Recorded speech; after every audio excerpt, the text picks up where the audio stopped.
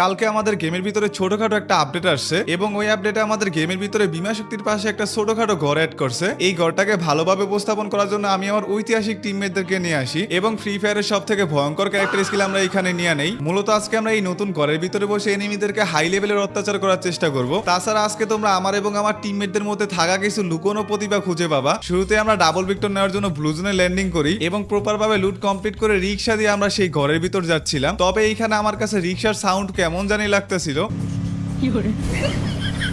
যাই হোক, এরপর আমরা সরাসরি এই ঘরের ভিতর চলে আসি, কিন্তু এখানে কোনো কিছু করার আগেই দেখি আমাদের প্রথম শিকার আমাদের কাছে নিচ থেকেই চলে আসে।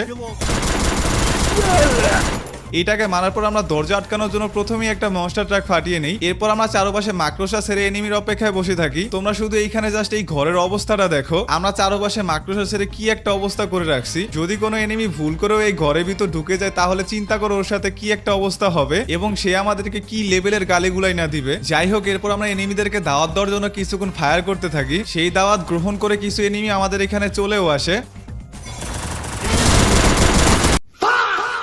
এটাই হচ্ছে আমার টিমমেটদের প্রতিভা। তবে শুধু এইখানেই শেষ না, এর কিছুক্ষণ পরে আবারও।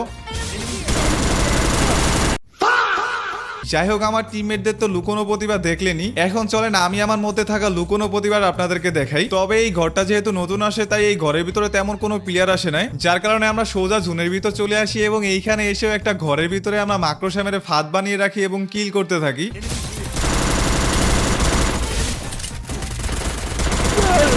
এইগুলোকে মারার পরেই আমি আমার সেই প্রতিভা দেখাইতে চলে আসি।